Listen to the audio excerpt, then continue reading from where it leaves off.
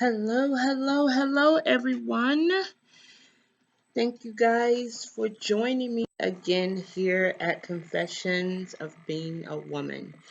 It has been a while, and I do apologize for that, but as we all know, everyone is still in the midst of the pandemic with the C-19 that I would rather not say, as I do want this video to be uploaded with no problem on YouTube. You will probably find it on our new Facebook channel as well. And then we're trying to decide if we're going to go out to something else like maybe Patreon or Discord. We're not sure. But for right now, thank you for joining me here on YouTube at Confessions of Being a Woman. Today's blog is titled Hate is a Disease. And if anyone has been paying attention to anything that I've been uploading or past videos, I always lead with that it's best for me to wait to be able to come to you guys with something that is straight from the heart. And I have to get motivated through something that inspires me, an event, personal issues, um, something of that has got to give me the nudge. And with that being said, I was nudged recently in the face of something that shows up more often than we would like to admit with a lot of people, and that is hate. It is so deeply rooted, it has so many different tentacles.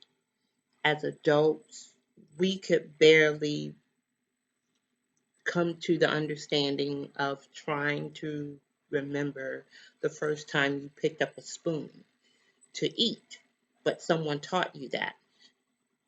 We can't fathom actually trying to pull back out of our memory box the first time we learned to crawl. And I'm not talking with any other stimuli, anyone else telling you when these events occurred, just you pulling from your own memory bank. It's going to be very hard to do. As in being a person who is living, breathing, speaking, being in hate every day as a whatever age adult. It's something that was taught. So if you can learn it, you can unlearn it. And that's going to be some of the points that I'm going to try to make here. I've been trying to get more of my feelings out in a way that will not have the blogs just without any of the guests other than myself, just to be so long-winded and drawn out. But I do believe in speaking the words that have to be spoken. Give them life. Put out the goodness and the joy, all the other tools that we can encompass if we really and truly want to defeat the things in life that are not very good for us and to us. With that being said, I want to give a big shout out and a thanks to my UMS family.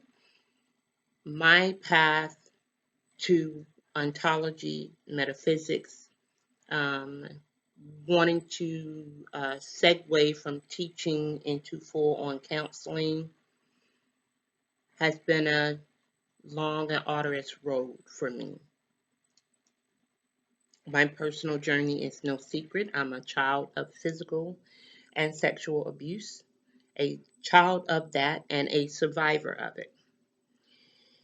I have been on a road of self-discovery for a very long time. And part of that discovery, for when I just really had to stop questioning what I was questioning, was why were things happening to me? Why this and why that? I felt that I was a pretty good person. I felt that I wasn't a person that was mean to other people. Why is so many bad things happening to me? And what I felt ultimately, that little bit of entitlement that you get, is why are not enough good things happening for me? Um, I've had more than my share of knocks on the very hard head. And my creator just drove home a point years ago that you are where you're supposed to be because it is where I need you to be. Your life is not about you. Your life is not about your struggles. Your life is not about the so called pain that you've been through. Your life is about you showing others that are coming behind you who definitely have had it worse and will have it worse what it looks like to be a person, to pick yourself up and keep it moving. I've always had that get up and go, do for self, let nothing hold you back mentality. I've been in sports the majority of my life as a kid growing up. And so it's nothing when they open back up, I'm going to be a gym rat again, right? So I do believe in keeping the body healthy. It's just one of those mechanisms that keeps the mind healthy. So the physical part of me knows to get up and keep going and keep moving, literally. My journey as a survivor of lupus is how to deal with an illness such as that and not let it destroy you or break you mentally. You learn to live your life differently with this illness that I carry with me every day. And for me now, I have a 16, 17-year um, love story with it. The Scorpio within me has a spirit of all Scorpios primarily. We just kind of crawl along in the sand, bury ourselves in the sand, and we really don't fuck with anybody. We really don't. But whether you do it willingly or by accident, you come along and you step on us, we take offense to that. Out come the claws, out come the tail, out comes the venom, out comes all of that. And that part of me gets like it's hard to harness that. I learned to do it years ago because I had to learn to take better care of my mind, body, and spirit. Knowing what that type of anger and rage and frustration was due to me internally over the slightest of things. So, my journey ultimately for me is to not worry about the bad things, the hurtful things, the unkind things that people attempt to do. It's how I mitigate them and move beyond them is what the ultimate test for me is about. But calling out hate and hatred and hate filled people with hate filled emotions is something that just has to be done. And it is being done. There's just not enough people talking about it and making it make sense. Our emotions are a core part of what makes us human. Most people could not tell you where the amygdala is in their body if you paid them. So, one of the first parts of the brain that grows will be the lower part of the physical part of the skull itself. The amygdala is located there. So as you're developing and growing within inside the fetus, anything that the mother feels and thinks, guess what? You absorb that. So when you're pushed out into this world in a very kicking, screaming way because you've left this womb that you've become accustomed to and comfortable in, you come into the world in uncertainty. And then you got lights and people prodding and poking over you, and you may finally find your mama's tits, and then you decide you're going to calm down a little bit. But it's a frightening thing. So imagine leaving from that and going into whatever age of development in childhood, adolescence, young adulthood, where now you're surrounded with what I was surrounded with growing up as a young person.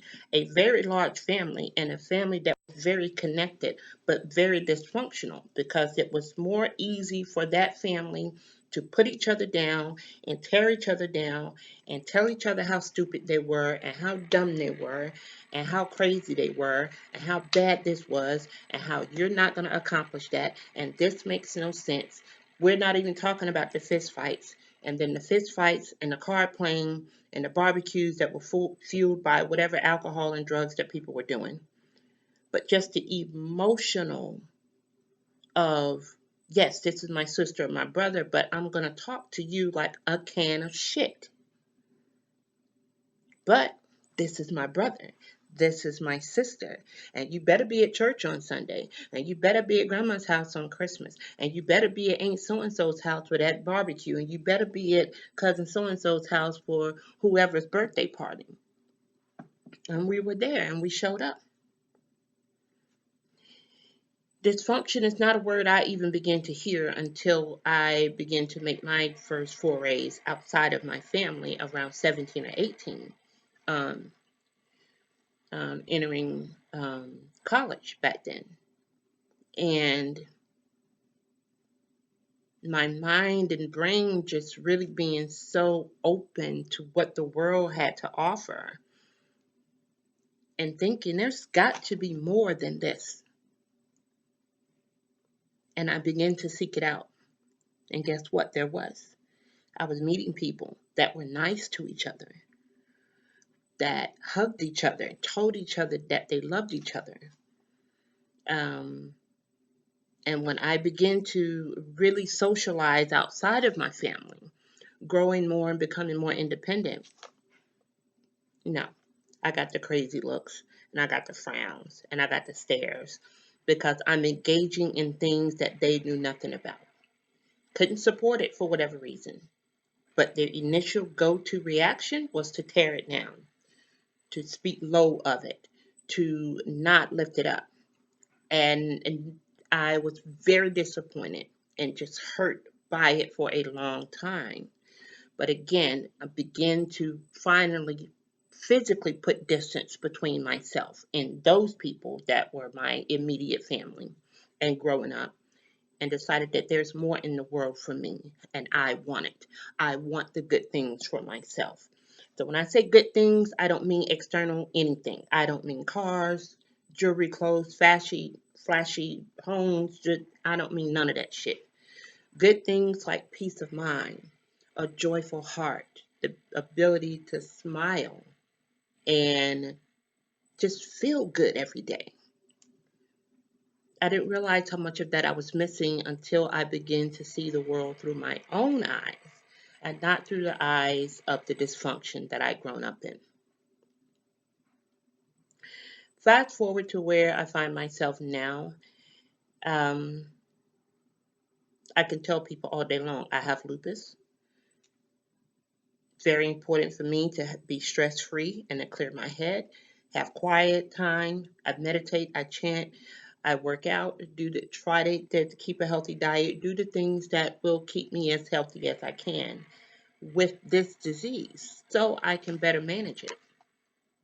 People still find a way to be as antipathetic as they can. No empathy, no sympathy. Not that I ask for it, but I also don't ask for your hate. Antipathy is a word that I'm recently beginning to include in my vocabulary, as it makes perfect sense because it is the perfect antithesis to empathy or being non empathetic. It is a complete dislike, distaste, aversion for whatever, a person, place, or thing. And again, people not knowing why you're speaking and having these feelings. But I do know that you cannot cut open a lemon and expect it to give you sweet apple juice. It just won't happen. A lemon will give you what it is, that bitter, tangy taste of lemon juice.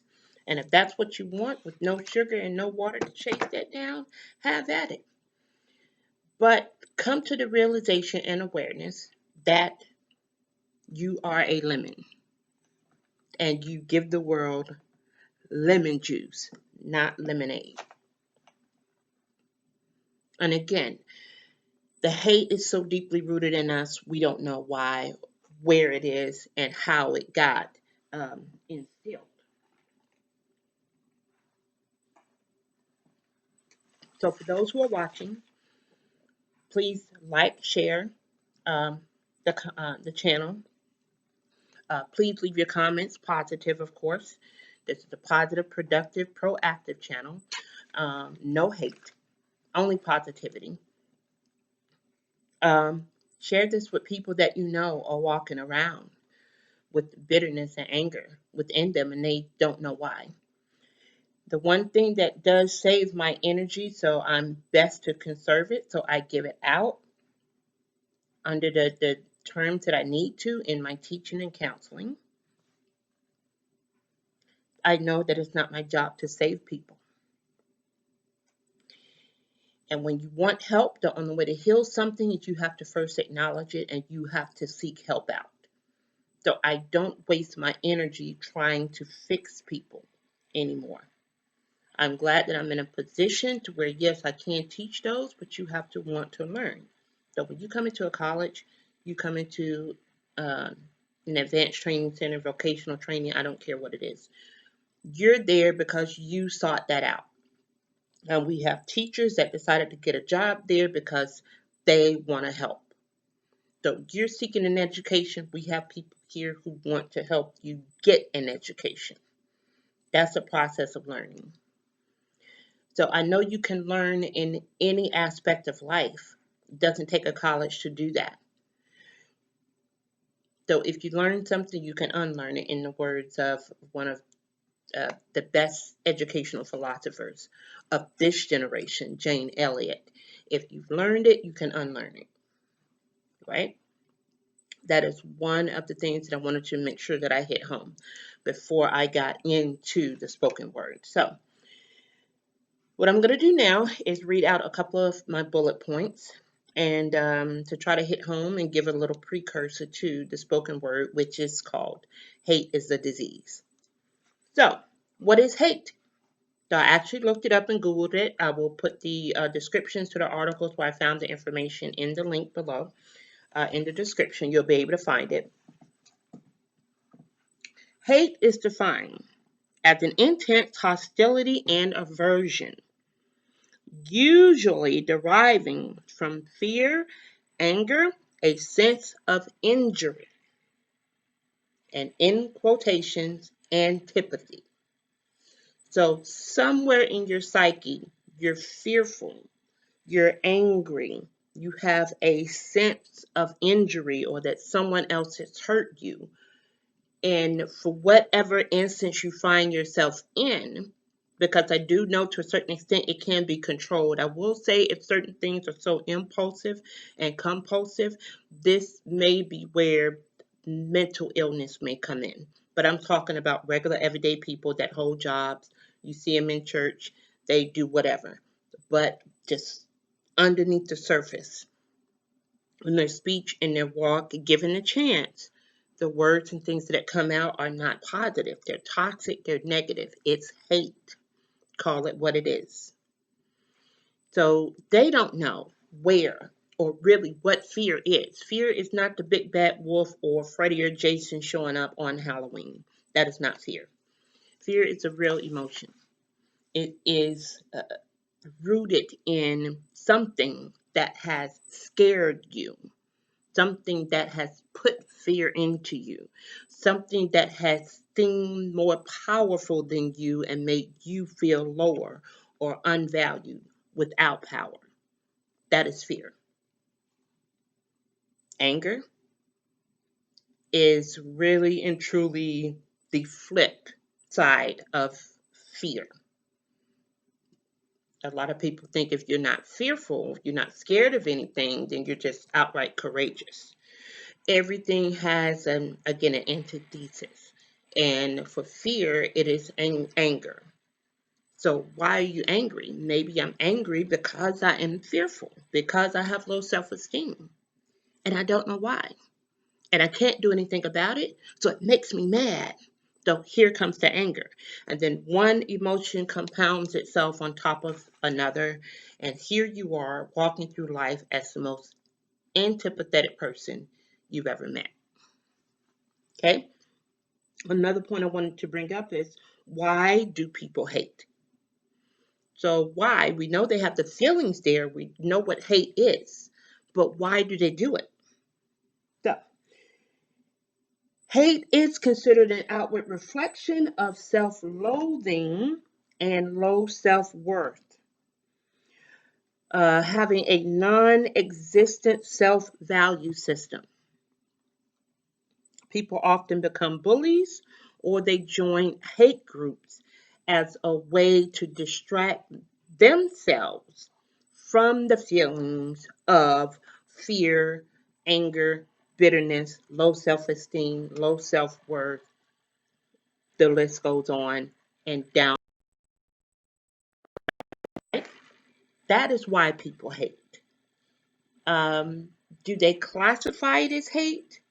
No, because 9 times out of 10, they will align themselves just as people who are not hating, people who, again, with me, are trying to live a joyful, peaceful, um, just very clear energy in my life. I try to align myself with people such as that who reflect that.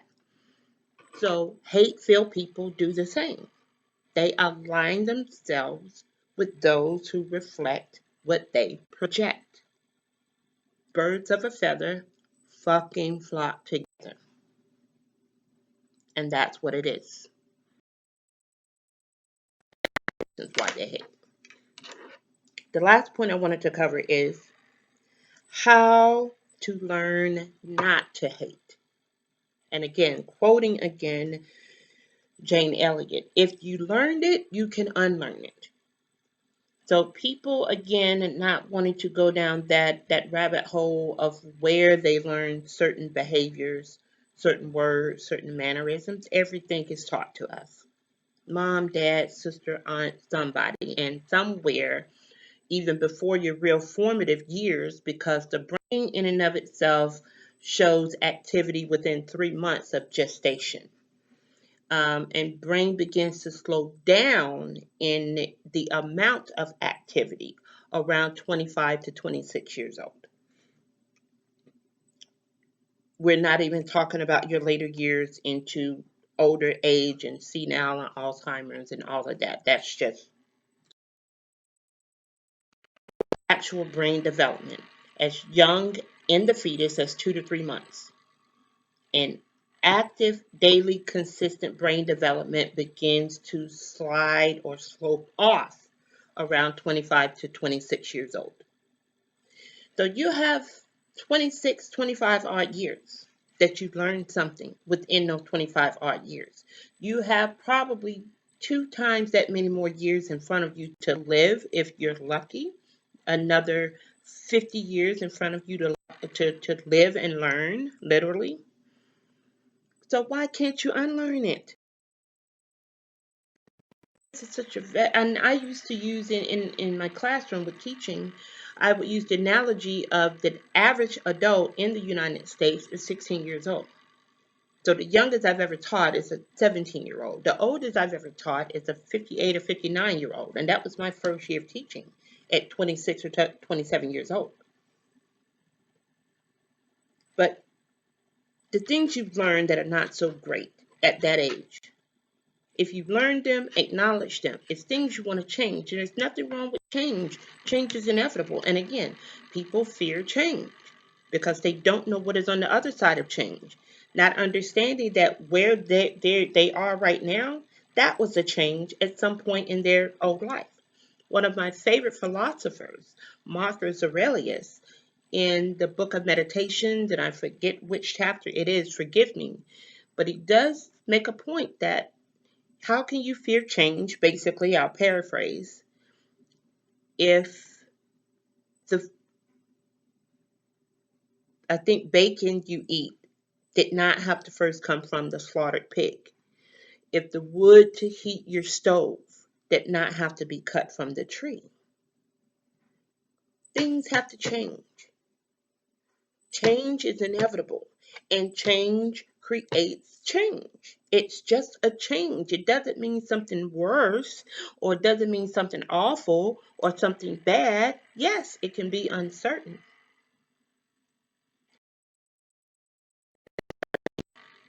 So if you know, you can acknowledge that things you're doing are saying and people are trying to teach you and warn you, if you're listening and open to hearing that things you're doing and saying and treating and interacting with people are not great behaviors. If you've learned them 18, 19, 20, 25 years old, if you're blessed, you're going to get 2 or 3 times that many more years in front of you to learn to do it different. How exciting is that? To live a life of constant living and learning, waking up every day and learning something new. Me, just really hearing the word antipathy today. I got excited. Let me inject that into my vocabulary.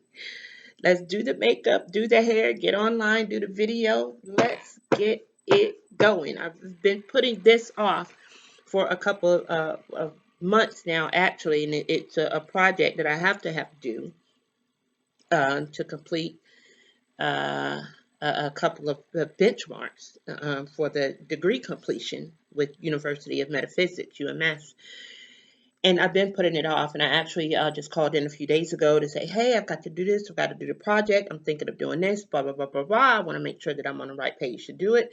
Yeah, yeah, yeah, da, da, da, da, da. We're going to do the video, upload it, send us the link, review it, you'll be good. So, UMS, thanks. But today was the day of researching and making my notes. Antipathy hit me, and I said, oh, God, get it done tonight, right? And again, that's the type of thing I've got to get, whatever happens, I get inspired and motivated, and boom, get it done. So, again, going back to learning things, if you learned it, you can unlearn it. That means if it began, you can change it. If it's happening, you can change it. If it's not so great, if it's bad, quote unquote, toxic, negative, whatever, you can change it. Like, why do people not really get that? Again, fear, because they don't understand they've been doing this bad shit for so long. You could do the same thing and get the same result, which is getting you nowhere, but bad, negative shit. More bad, more negative shit. You know what that is. You've been doing that for however long. But if you want something different, do it different. Those words are spelled differently for a reason. They have totally different meanings and definitions. Same and different. If you do the same, you're going to get the same shit. If you do it different, you'll get something different. But because, again, where people probably holding on to narcissistic personalities, megalomania, antisocial personality disorders, a whole list of everything down the medical diagnostics for psychiatry. We could go that rabbit hole, and I'm not a medical doctor, so I'm not going to play that card. Behavior wise, yes, I've studied enough over my years of teaching, uh, knocking on 20 years almost, and it plays a big part in behavior. So if you learned it, you can unlearn it. So if you learn the bad things, just try doing something good. You will get a different result every time. Different doesn't mean worse. I guarantee you, you put the good shit out, good shit is what's going to come back. That's karma, baby. That's how that's done. And it's nothing wrong with being a good person and doing good things and having a good heart and being joyful and happy. We've just been taught that being those things is something wrong with that. And the people who taught it to us, they had no other tools. So they can only teach you with what they have. I learned a long time ago, I can't hold on to what I thought was my safeguard and my protective cloak of anger and bitterness towards the people who hurt me, who abused me, who molested me, who lied to me, who mistreated me. What does that do for them? Nothing. You look up and find yourself at whatever stage in your life, and it's like, damn, I'm really doing a lot of work. I've moved away from these people. I don't talk to these people. I don't associate with these people. I don't allow them to come around me. Why am I still holding on to these feelings? They're winning. They're still winning. They're they I have allowed them to take up residence in my life rent free. Them and their shit. Time out. Evict them motherfuckers. Put them the fuck out of your life. Them and their shit. They gotta go. They gotta go. You have to find the courage to learn to love yourself enough to love yourself. I hashtag that all the time. Love yourself enough to love yourself. Ain't nothing wrong with that. If I spend each individual spent their time loving them, repairing them, healing them, bringing in that good, new, reverberating, positive energy, guess what? All you got to put out is positive. Everything that's healed, everything that's good. You can still have the memory of the bad stuff, but you no longer have to operate from that place because I've learned to do it differently. And if every individual did that, guys, how is it possible for anybody to put out anything hate filled into the world? How will it happen? How will countries be at war? How will hate groups commit hate crimes? How will bullies bully other people? How will abusers abuse? Right? How can it be possible to happen if you do not carry any of that within the self? That's the self. That's your soul. That's your spirit. That's where the real work begins, the hard work. And it is challenging to face that within yourself when you've had no other distractions. People pull from religion, people pull from their churches, people pull from a lot of different places, and I get it. For me, metaphysics pulls all of it together for me because at the end of the day, it is just me. In this life, I've been given the energy that is called Monica, is traveling through this life and experiencing this thing called a human experience. And it's going to be behind me sooner or later. What's in front of me in the next life? What has been behind me in the past life? I don't know. But I know where I am here now is exactly where I'm supposed to be. 5 years ago, 10 years ago, 20 years ago, 30 years ago, the experiences I was having then was exactly what I was supposed to have because they've led me to here. And in your core, if you begin to believe that we will stop the foolishness, stop the hate, stop the killings, the murders, the rapes, the molestations, stop just any and all bad, negative shit that we do to each other. We are all humans, and we have no clue how other humans should treat other humans for the majority of us. And the way the world has been going, hate has been winning. There is a shift in each and every one of us that chooses this path to do it different. We choose a path to enlightenment. We choose a path to nirvana. You choose a path as a light worker. You choose a path on the betterment of humanity, what have you. I stay away from labeling things religiously because I'm not a person, quote unquote, who's rooted in a religion. Spirituality, yes, there is something other than myself that is responsible for the energy and the spirit that is here now. And it is not of my doing. And I don't question it. But I do know that I can't call it a one and only name when I know that there could be any source of any plethora of names. So something created me. So if I got to question and call something something, I will call my creator my creator. And if my creator is making an effort for people like me and others like you to make a conscious effort to do it different in this life, there's a shift in the world happening. Has nothing to do with money, power, politics, any of that. It is a shift in the vibration of the world at large.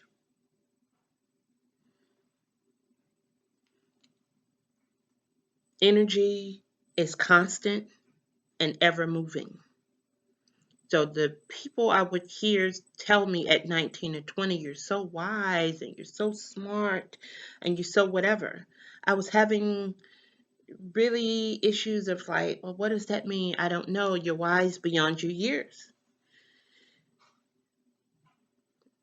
I know now without a doubt that, yeah, I've been in this thing before, somewhere, at something.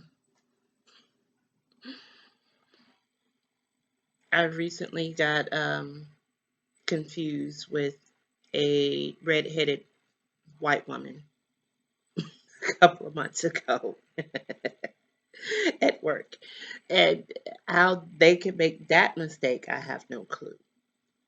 But it just lets you know that, hey, maybe that was me in a past life.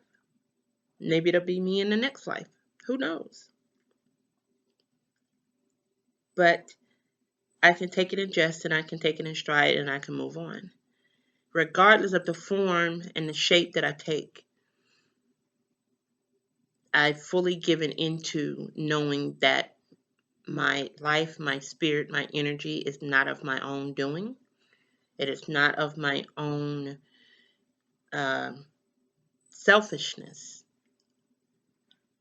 I'm focused more on self-fullness and making sure that I stay full and happy and healthy and whole in order to be able to sit before you and do this type of work. Yeah.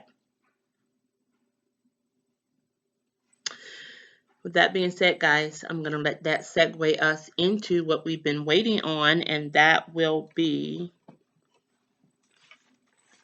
my spoken word of hate is a disease. So thank you for sticking around and paying attention to the blog. And I'm hoping I was able again to hit some key points.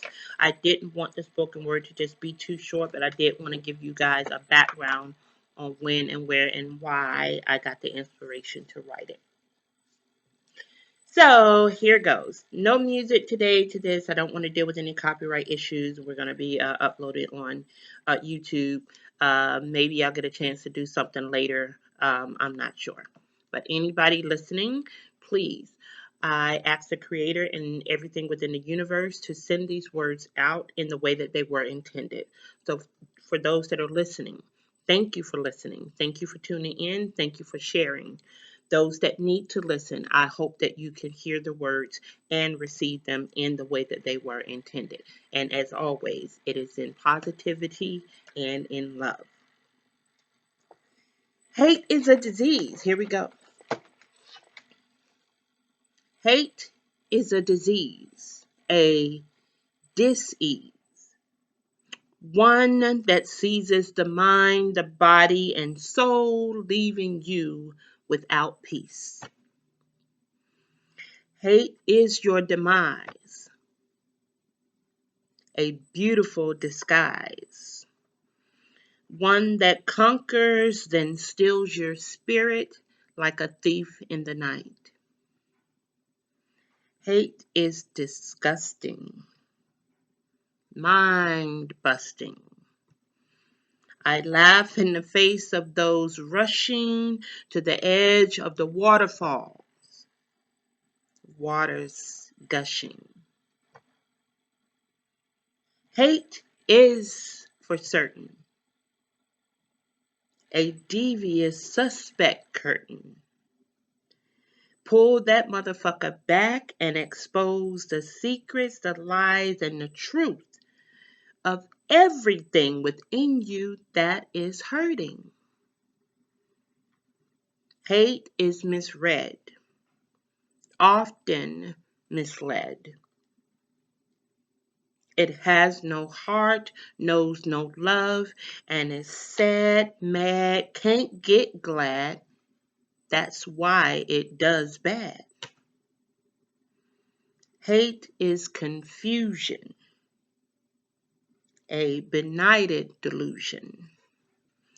One that knows no better, so it confines itself to the palatable depravity of the fallacy of illusions. Hate is a disease, a dis-ease, a sickness of the mind that once was kind, now seeking redemption for the peace it long left behind. Hate is a disease, a dis-ease, one that seizes the mind, the body, soul, and spirit, leaving you without peace.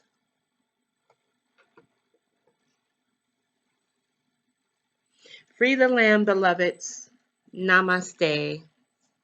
Thank you.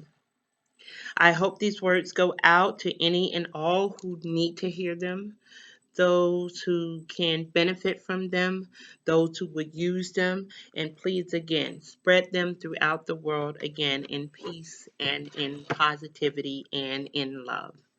As always, thank you again for joining me, Monica B, here on Confessions of Being a Woman. Please like this video, share it, comment below positively, subscribe. Let me know what you were thinking, and as always, drop me comments on what you think you would like to hear moving forward. Yes, Confessions of Being a Woman is a platform and a space that I created for women to have a safe place to speak their minds and their views. With that being said, I would like for you guys to be able to know that this video is unisex. It's for everybody. Minus a few little bleepy words here. If you're going to sit down and watch it with your kids. I think it could be kid friendly as well. So with that being said, I'm signing off. Time to go get ready for BED. I got an early day in the morning. Thank you again for joining me. I will see you guys later. Look out for our social media that should be coming up soon. I'm not sure. We're going to go through either Instagram or Facebook or Twitter, but we will be having a new social media platform that will be in adjacent to what we're doing right now on YouTube. As far as videos, things that are coming up, I'm really working hard to get people to join me for panel discussions, and we're looking to either move into Discord, possibly Patreon, so please keep us in mind. If you would like to reach out and send your questions or comments more discreetly, then please email me at confessionsblog@gmail.com. Thank you guys. Have a great day. May the universe and the creator give you all the blessings, joy, and happiness that your heart and hands can hold. Thank you.